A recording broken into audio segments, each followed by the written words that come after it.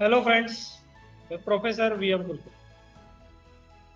आज से हम पावर इंजीनियरिंग के छोटे छोटे टॉपिक के वीडियोस हम देखने वाले हैं। तो पावर इंजीनियरिंग के स्कीम का आया हुआ एक नया सब्जेक्ट है। ये सब्जेक्ट कॉम्बिनेशन है दो सब्जेक्ट का।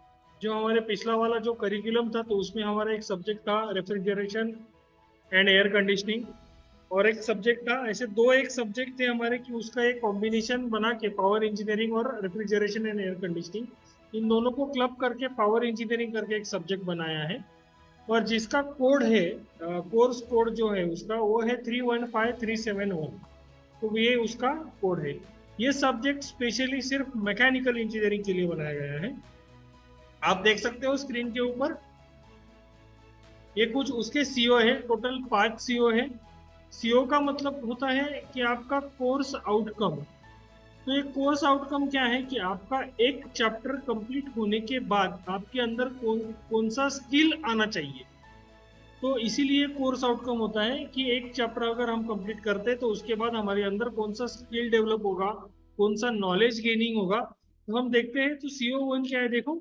Assess the performance of a given refrigeration system. Second CO है measure the cooling capacity of air conditioning system. Second है carry out test for the performance of an IC engine. Third one है analyse the performance of air compressor. And last one है last CO, use the knowledge of energy saving in air compressor refrigeration and air conditioning system. तो ये इन सबका energy कैसे saving होगा ये last वाले chapter में हमको पढ़ना है। तो ये सारे जो चैप्टर हैं, ये सारे चैप्टर हम 1 बाय 1 वीडियो, छोटे छोटे वीडियोस के बाद हम उसको वीडियो के साथ उसको हम देखने वाले हैं।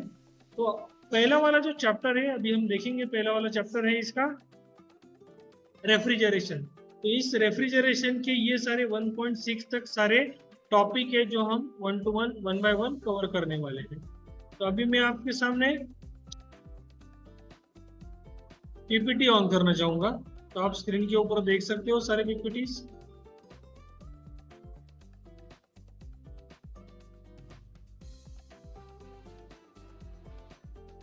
So this is the unit 1 refrigeration.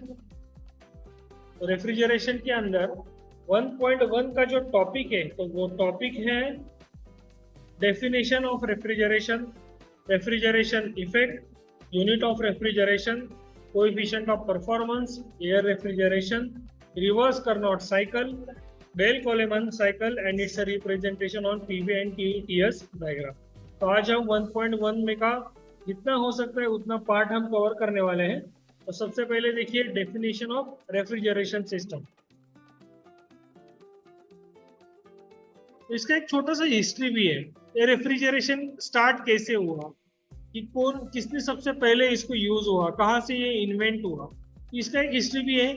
और कभी वीडियो में इसके बाद बारे में आपसे बात करूंगा। तो सबसे देखते हैं सबसे पहला वाला 1.1 डेफिनेशन ऑफ रेफ्रिजरेशन। तो रेफ्रिजरेशन का डेफिनेशन क्या है?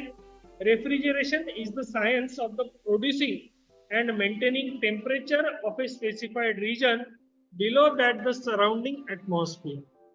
अपने सराउंडिंग के एटमॉस्फेयर से टेम्परेचर लो रखना, कम रखना और उसको मेंटेन करना, तो यही हमारा रेफ्रिजरेशन।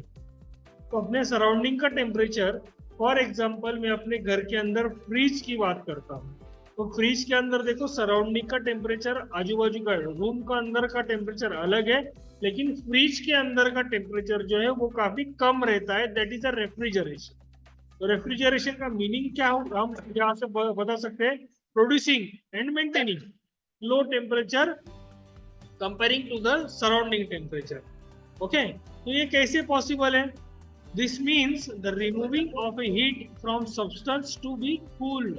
जो सब्सटेंस हमको कूल करना है तो उसके अंदर से हम क्या करते हैं? हीट को एक्सट्रैक्ट कर लेते हैं, हीट को निकाल लेते हैं। तो उसको हम रेफ्रिजरेशन बोलते हैं। तो फिर से एक बार आप रेफ्रिजरेशन देख सकते हो। Refrigeration is the science of the producing and maintaining temperature of a specified region below that of the surrounding atmosphere. Okay? बाद में आता है रेफ्रिजरेशन इफेक्ट। तो रेफ्रिजरेशन इफेक्ट क्या है वो आप देखो। Refrigeration effect is the amount of heat remove from a space to maintain it at a temperature lower than its surrounding. It's essentially the cooling capacity of refrigeration system. This heat removal is achieved through the evaporation of a refrigerant which absorbs heat from the space being cooled. The refrigeration effect is usually measured in kilojoule per kg of refrigerant or in terms of refrigeration. तो refrigerating effect क्या है? It is nothing but the amount of heat removed from the space. उस space के अंदर से हमने कितना heat remove किया, that is the refrigeration effect. Okay, और ये कैसे पॉसिबल हो सकता है? रेफ्रिजरेंट होता है वो जो होता है वो हाई टेम्परेचर सेंसिटिव होता है. तो जैसे ही हाई टेम्परेचर के कांटेक्ट में वो रेफ्रिजरेंट आता है वो तुरंत क्या होगा? इवापोरेट हो जाता है.